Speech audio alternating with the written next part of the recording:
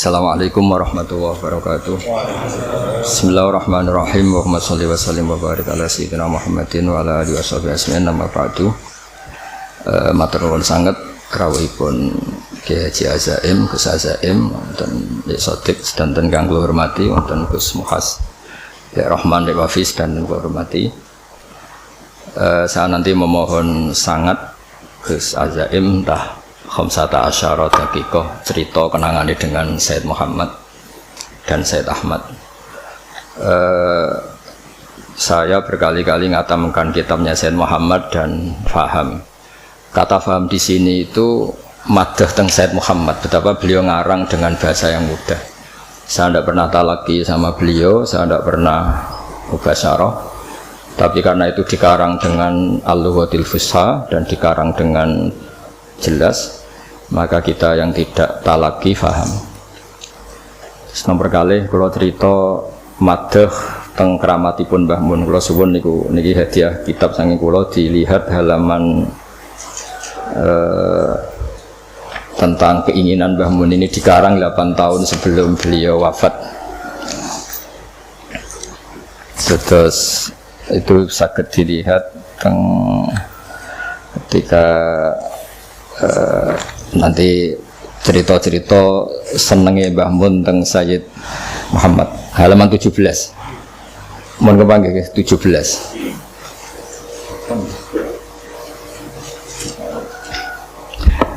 Sudah ketemu ya.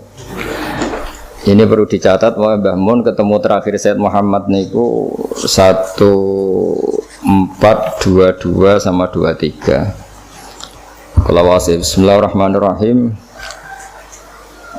Beliau cerita, pokoknya ini 8 tahun sebelum Mbah Mun wafat.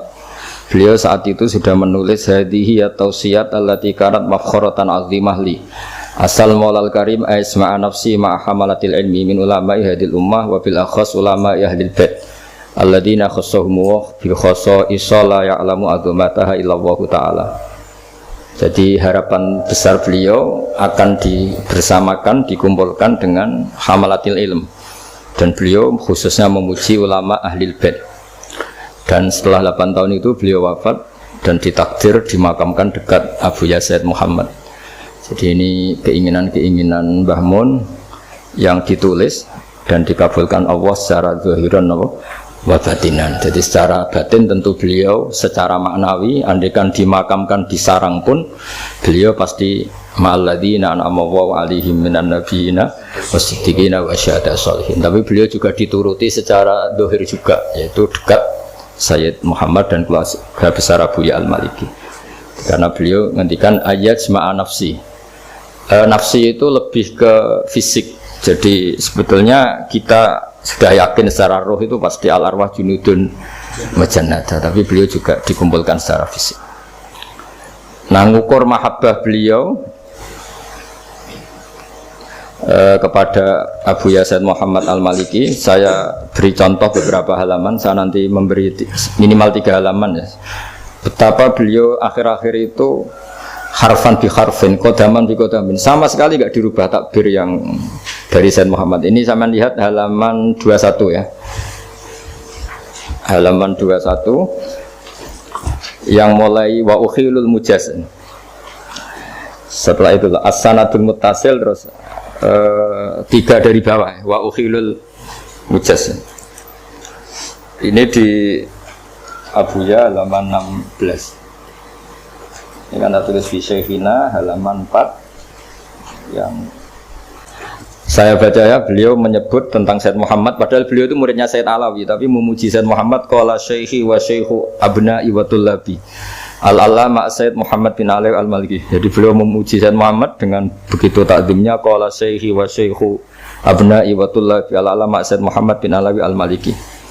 Beliau ketika cerita sanad wa ukhilul mujaz, artinya ukhilu itu diikhalahkan. Saya tidak perlu nulis sanad lagi, karena sanad itu untuk al-mujaz, bacanya al-mujaz karena dari fi'il madhi ajaza. Jadi mujaz itu yang dikasih apa?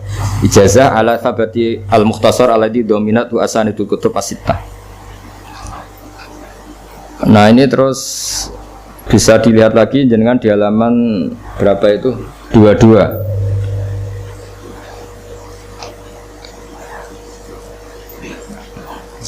Di Sayyid Muhammad ini sekaligus disaksikan Gus Azaim di Sayyid Muhammad halaman 36. Ini mulai wa ukhiluhu fi tafsilil asanid alal kutub. Yang wa ukhilu fi tafsilil asanid al kutub al musannafah. Iya dalbab wa ya kutubul faris wal asbab. Sama sekali enggak ada yang gitu. Terus wa khusu bi dzikri minha asyruha fi hadhil maqam. Khusu bi dzikri minha asyruha fi hadhil maqam. Jadi saya sangat hati-hatinya di sini di sesina halaman ini.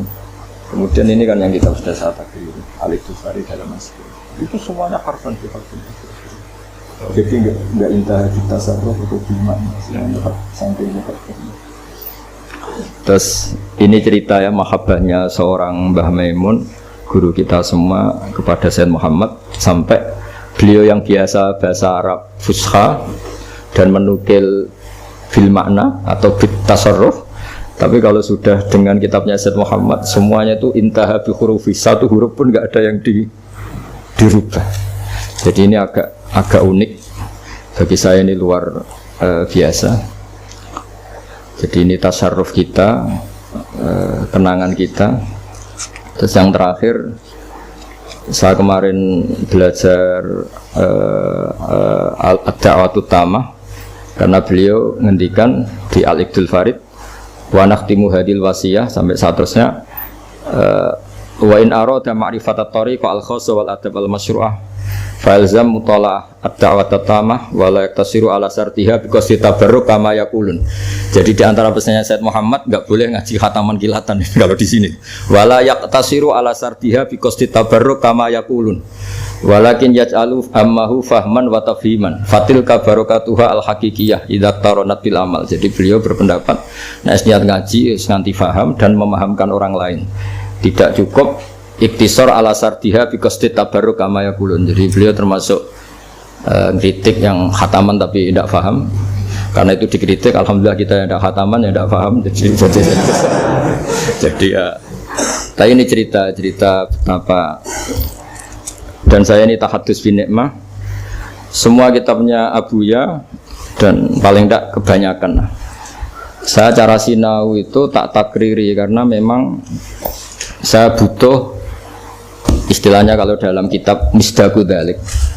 Misalnya Ahwala Mbah Mun yang sering datang ke Umarok misalnya. Ternyata di kitabnya Sayyid Muhammad di judul Imam dari Hijrah Malik bin Anas halaman 79 beliau ngendikan waqala haqqun ala kulli muslimin. Ini ada harokatnya, kalau tidak ada harokatnya tak baca haqqo, tapi ini ada harokatnya tak baca haqqun. Haqqun ala kulli muslimin aw rajulin ja'alallahu fi sadri shay'an minal ilmi wal fiqhi ayat khula ila di sultanin ya'muruhu bil khairi wa yanhahu 'anil syarri wa ya'idhuhu fa idza tasafal alim bidzalika fa wa al fadlu alladzi la ba'dahu fadlun. Fakana yu'tabaru hadza fadlan 'aziman ulama lidha yajibu alim ayazurul umara min ajli ayakunu fi safil ulama. Fayasula tatbiqu ma ja'a fi sayyidina Muhammadin sallallahu alaihi wasallam. Terus kata beliau mengisahkan ulama dulu, laula anni atihim ma ra'aitu lin nabi sallallahu alaihi wasallam fi hadil madinah sunnatan ma'mulan biha. Jadi barokahnya kiai-kiai dekat Umarok paling tidak ada sholat, ada masjid, ada akidah ahli sunnah wal jamaah. Ini saya ceritakan ke teman-teman karena yang dihafali biasanya wasarul ulama mayatuna babal Umar. Jadi supaya ilmunya dua lah.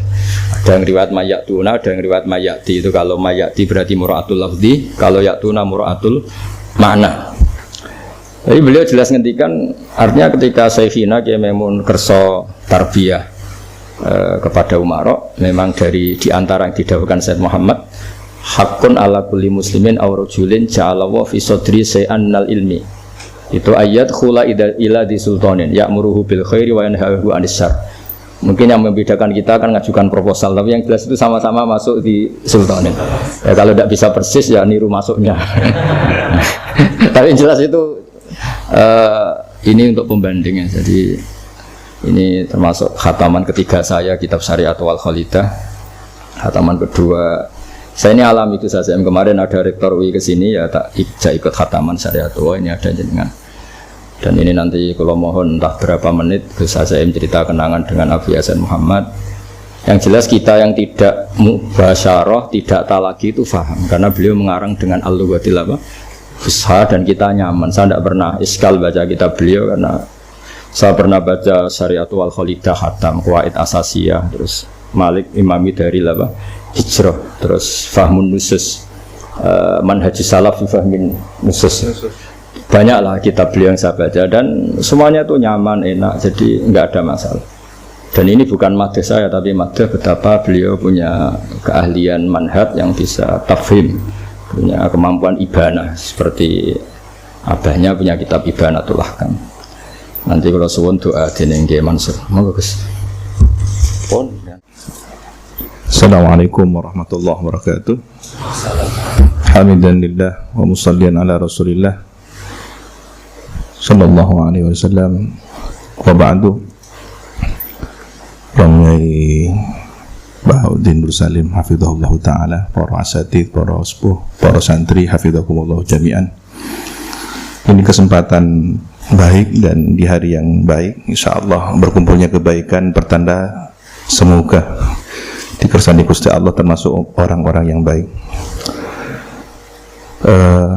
Imtithalan bi amri, saya melaksanakan permintaan. Tadi beliau juga sudah ngasih warning ya, ad-dhaif kal majid katanya. Waduh gak iso ngopo-opo iki. Kudu nggih nderek mawon. Kenangan kami, saya katakan kami karena ada satu angkatan yang cukup unik, satu duf'ah, satu gelombang tabaqat yang hidup di dua era, peralihan antara zaman Abu Yazid Muhammad Al-Maliki dan khalifah beliau Sayyid Ahmad Al-Maliki, termasuk Gus Idrar yang kemudian dipanggil Maimun oleh Abuya. Itu ka'annahu isyarah ya, yang bakal menempati kesepuhan ya, kirangan. Dan beberapa gawakis putra-putra yai lainnya yang seangkatan kami waktu itu. Dan hari ini terbukti bahwa kami hidup di masa peralihan. Gus Idrar juga pulang di masa peralihan. Semua mengalami hal yang secara tarbiyah ruhani kami merasakan bahwa itu bukan suatu kebetulan, memang rencana by design, bahwa Lauhul Mahfuz sudah skenario-nya begitu. Subhanallah. Entah apa yang Allah hendikan dalam catatan rahasia itu, tapi kita sedang menjalaninya, peran-peran tugas kemanusiaan ini. Ingkang kaping kalih bahwa setahun bersama Abu Yazid Muhammad Maliki ini sangat mahal, jauh melampaui dunia akademik, kemudian mungkin pondok salaf yang harus memahami suatu kitab dalam kurun waktu yang ditempuh cukup lama, tapi mahal sekali. Setiap nafas beliau, setiap gerak-gerik ilmu semuanya.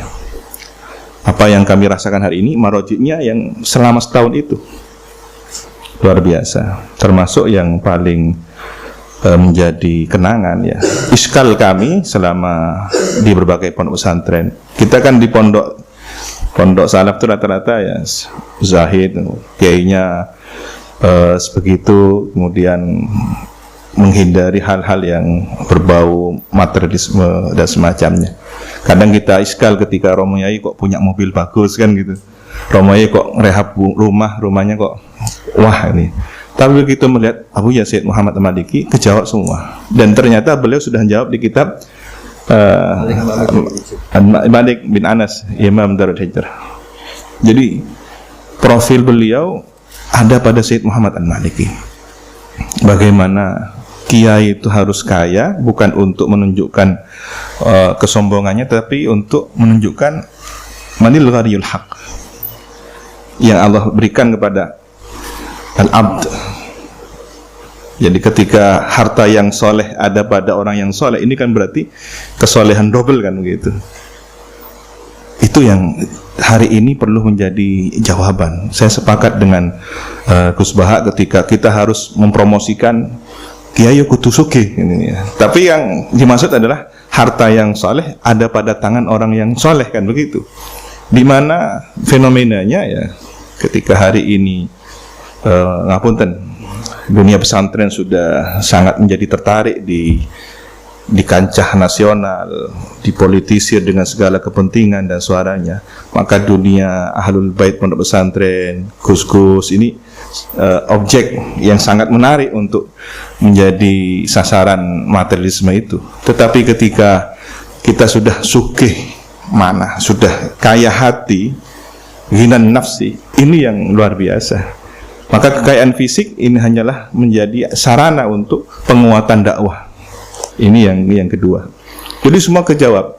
Bagaimana pakaian beliau yang super mahal untuk ta'lim.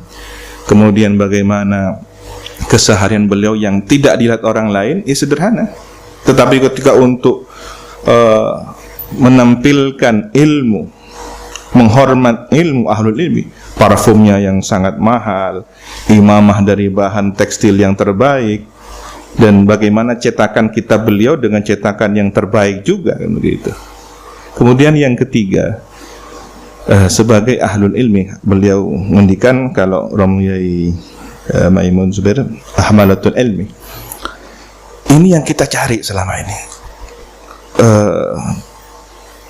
keresahan batin al-fakir ilallah, ketika mendengar hadis bahwa Rasulullah mewasiatkan kepada umat ini dua, kan begitu, Alkitab wa sunnah. Di hadis yang lain ahlul baiti itrati, ahlul baiti. Tetapi kemudian ketika Allah memberikan rizki bahwa guru kita, syekh kita ini adalah, ia juga beliau hamalatul ilmi dari Al-Quran dan As-Sunnah sekaligus itrah, ini kan sudah cukup lah. Kaya, kita punya guru semacam ini sudah super kaya sudah. Bahwa wasiat Nabi ada di depan mata, ada di pundak kita, tinggal bagaimana kita menjaga hubungan ini. Dan Abu Yang ngendikan bahwa murid yang baik ketika dia menjaga wirid gurunya, kemudian ilmu gurunya, ini adalah wafa, kesetiaan. Jadi setia itu bukan hanya sebentar-sebentar sowan, sebentar-sebentar kadang-kadang ya malah ngeroti guru nih, kan gitu. Ya, iya. Bukan itu, tetapi ketika kita di tempat yang berbeda dengan tugas yang ditempatkan oleh guru kita, masih ada ittisal ruhani bil awrat wal adhkar, kemudian biluzumil kutub, taklifat beliau. Ini adalah wafa dalam makna yang sesungguhnya, karena beliau tidak ingin hanya sebatas fisik, sampai akhir hayat gak betul-betul ke pondok, kan enggak. Tapi kan intisyarul ilmi itu kan tersebarnya murid yang merupakan anak, tidak hanya secara fisik, tapi kemudian ada ideologi yang lebih penting. Ketika ini adalah intisabnya bil ilm, ini yang akan melahirkan generasi yang diharapkan masuk dalam khairu ummah yang dibanggakan oleh baginda Nabi Muhammad SAW. Saya kemudian mengamini dawuhnya Mbah Mun bahwa ada tiyakunu ahlul minadiril wujud, ini kita rasakan betul luar biasa, kumpul dalam satu. Nah, kemudian ujian yang perlu dihadapi itu adalah ketika intiqal syekh minasyekh, dan itu kita rasakan bagaimana karisma, haibah, syuhra yang ada pada Sayyidil Wahid Abu Yasir Muhammad. Lalu kita harus belajar dari nol pada khalifah beliau Sayyid Ahmad Al-Maliki, Syekh Noto. Tidak mau daras sampai sekian lama, sampai ada isyarah, baru kemudian daras. Kemudian dari tahapan yang paling awal, setiap mau taklim syaratnya. Sekarang tanpa seratan langsung waridat mu'alir. Kita diajari 6 tahun bagaimana beliau di 6 tahun pertama itu luar biasa. Dan kuncinya satu, istaqim kama umirt. Ini sudah pokoknya mustaqim dah. Orang mau bahas apa, mau komentar bagaimana, jalan saya di sini, tugas saya di sini, terus kenceng. Jadi kalau ada istilah anjing menggonggong kafilah berlalu, bener ya guys. Jano jangan wis menggonggong kan gitu. Kita harus jadi kafilah yang menjadi musafir yang sampai ke tujuan. Kalau tidak, kita akan tolah-toleh dan tidak pernah sampai kepada tujuan. Nah, hari ini gonggongan itu tidak hanya suara, tapi tweet, komen, tulisan status, diunggah dan semacamnya. Nah, Ini yang mungkin kita pahami dalam medan pertempuran yang berbeda. Jadi jihad hari ini justru adalah ketika hujjah bil hujjah, kemudian alkitab bil kitab, tidak hanya akal dan apa yang keluar dari akal itu sendiri, karena akal ini khidmah untuk alkitab. Nah, ini yang kita hadapi hari ini. Kemudian dari Abu Yazid Ahmad Al-Maliki ini kami diajarkan bagaimana setia dengan apa yang telah digariskan oleh atau diwasiatkan oleh guru. Karena setiap murid itu sudah terbaca di sini. Ini yang Al-Fakir Allah fahami ketika Kanjeng Nabi itu disebut oleh diri beliau sendiri, ana al-labinah, kan begitu. Saya labinah. Napa istilah itu? Terus itu yang beri foto. Ya. Dan dalam kenyataannya ketika rehab Ka'bah yang kemudian jadi rujukan referensinya Qabail itu Ru'asaul Qabail yang nyaris berpecah belah, nyaris sudah tawuran, tapi yang kemudian menjadi solusi siapa? Tanpa rekayasa, orang yang pertama kali masuk Masjidil Haram adalah Kanjeng Nabi, langsung hadzal amin. Rodi itu, karena begitu semua pada teriak, saya rela kalau ini yang jadi penentu. Dan cerdasnya Kanjeng Nabi luar biasa. Selendang diambil dari mereka atau dari Nabi, kemudian ditebarkan, masing-masing Ru'asaul Qabail memegang, ikut andil, merasakan ikut andil semua. Lalu Hajar Aswad itu diletakkan di tengah-tengah. Begitu sudah akan digeser untuk diletakkan ke tempat asalnya, siapa penentunya? Kan tidak mungkin hanya satu orang, tangan yang mulia. Beliau adalah Hajar Aswad yang secara maknawi. Jadi Hajar Aswad yang sesungguhnya adalah simbol Nabi yang dulu adalah yakut abyad bal abyad minal laban, kan gitu. Tetapi karena dosanya manusia kemudian terserap menjadi hitam. Ka'anhu isyarah bahwa syafa'atul udma nanti adalah Kanjeng Nabi yang akan menyerap ahlul kabair min hadhil ummah. Ini isyarah yang luar biasa. Maka ketika al ulama warathatul anbiya harus punya karakter al-labinah ini, batu bata. Jadi kita jadi bata. Kalau enggak jadi batanya, sekian atom dari satuan massa molekul yang ada di bata itu. Istilahnya kolektif lah. Kalau kita enggak bisa jadi satu bata itu, ya monggo urun rembuk, ya istilahnya sama-sama memikul beban yang sama. Bagaimana amanah ini bisa dilaksanakan bersama-sama. Ini yang hari ini kita sangat miskin, sangat kering. Bagaimana dulu para sepuh kita ada musyawarah, ada urun rembuk, ada silatul arham, ada sering diskusi dan seterusnya. Hari ini seolah-olah kita hanya dipertemukan oleh para buzzer dengan segala kepentingannya yang tidak pernah duduk satu majelis, tiba-tiba gandengan di YouTube atau di FB kayak kita debat padahal nggak pernah debat, kan gitu. Ini yang kita rasakan hari ini. Kapan silaturahimnya? Ya mudah-mudahan berkah al-wafa ma'al kutub sahibul kutub alif kutub. Ini yang kita harapkan berkahnya. Dan paling akhir, saya beberapa waktu yang lalu kemarin sowan kepada duriahnya Mbah Ridwan yang ngerancang lambang NU. Nah niku ndawe bahwa sosok Mbah Yai As'ad di zaman ini ya Mbah Mun, kan gitu. Kalau tadi kemudian saya merasakan bahwa Gus Ba ini melani syekhnya, kan gitu. Orang pada ngedikan, wah ini kok kiai datang umarak ya apa sih? Itu yang kami rasakan. Mbah Yai As'ad itu kok kemudian datang ketemu dan orang. Beliau jawab, saya kalau bukan urusan perjuangan saya tidak akan datang. Biar mereka yang datang kepada saya. Tapi kalau demi NU, karena perjuangan beliau tutupi dengan bahasa NU, nggak seperti orang sekarang syirik-syirik Allahu Akbar, kok melani Islam ngono ya. Ini kalau orang katanya Mbah Mun ya, ini wong iku alim, sufi, orang bakalan sulah tak menggunting Nabi. Dia akan mengedepankan, tidak akan persis langsung bawa Nabi atau simbol Nabi, enggak. Tapi akan ada di belakangnya. Itulah rahasia Nahdlatul Ulama, kenapa dotnya pas ngelingkari bumi kan gitu ya. Nabi kan yang dahulu ana afsahu man nataqa bid-dhad. Jadi Kanjeng Nabi sudah, jangan yang lainnya. Al ulamanya di sebelahnya, nahdohnya di sebelahnya, tapi dotnya tengah-tengah. Itu adab. Maka orang berjuang di NU itu ojo ngendelno ilmu ini, ojo ngendelno strategi dan harta serta popularitas, tapi akhlak. Ini yang akan diterima oleh para masyayikh kita. Ini akan membuat bangga muassis jamiah kita. Kemudian apa dawuhnya Dzurriyah Mbah Ridwan itu?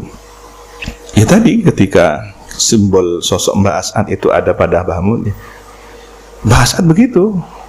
Ketika datang ke menteri siapa zaman Orba waktu itu dengan segala situasinya, sampai ada rumusan khitoh dan penerimaan asas tunggal Pancasila, itu kan luar biasa. Ternyata jawaban beliau, dong kalau masuk ke rumahnya Umaro jangan pakai kaki kanan katanya, pakai kaki kiri. Saya mikir, ya Allah, iya. Yang ngono tak tambahin. Allahumma inna a'udzubika minal khubuthi wal khaba'ith. Sing paham wis, jan paham, sing enggak paham wis. Nah ini kan kecerdasan di atas rata-rata. Iya kan? Jadi selamat, zahirnya selamat, batinnya selamat. Nah, ditutupin dot itu tadi. Moga-moga kita termasuk orang-orang yang selamat. Ngapunten niki saged kula sampeyan. Itulah kenangan. Ternyata semua terjawab seiring waktu.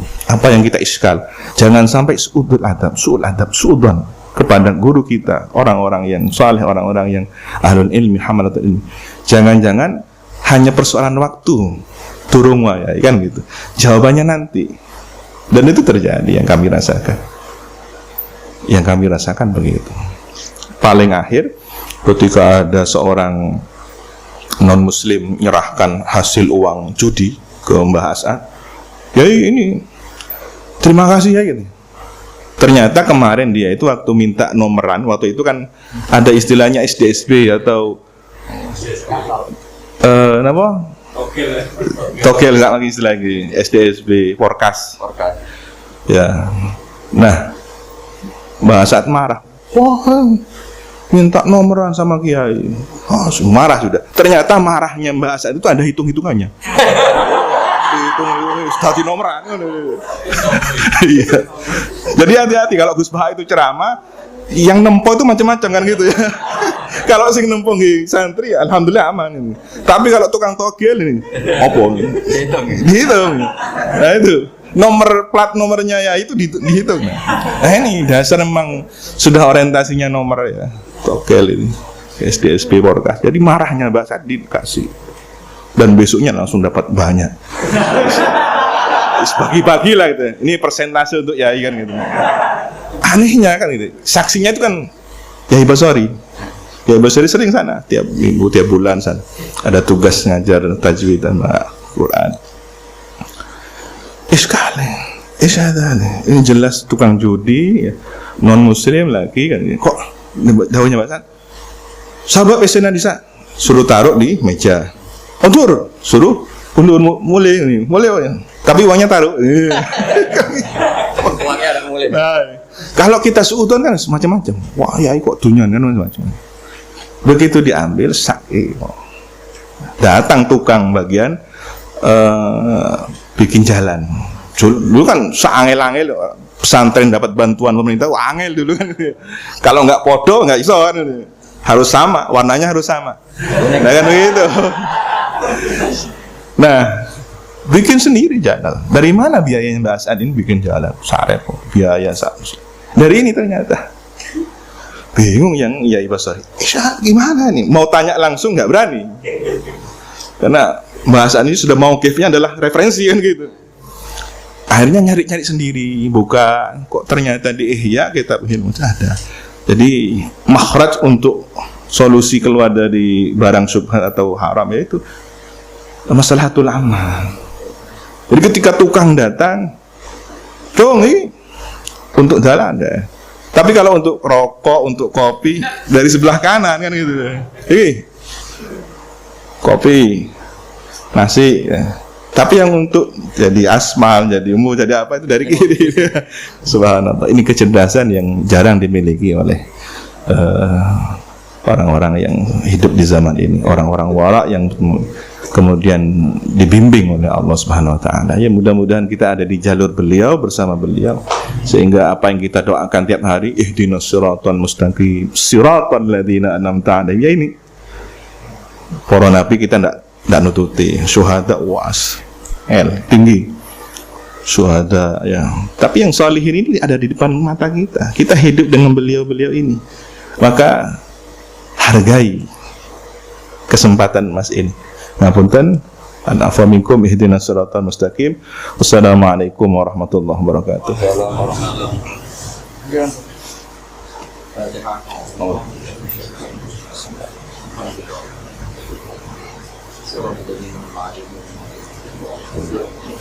Bismillahirrahmanirrahim. Alhamdulillahirabbil alamin. Wassalatu wassalamu ala asyrofil mursalin sayyidina maulana Muhammadin rabbil alamin. اللهم اجعلنا وذريتنا وتلاميذنا من أهل العلم وأهل الخير ولا تجعلنا وإياهم من أهل الشر والجهل والضير. اللهم اجعل أمتنا تائمة وتولتنا قائمة وأولتنا علماء ولا تسلط علينا ظالما.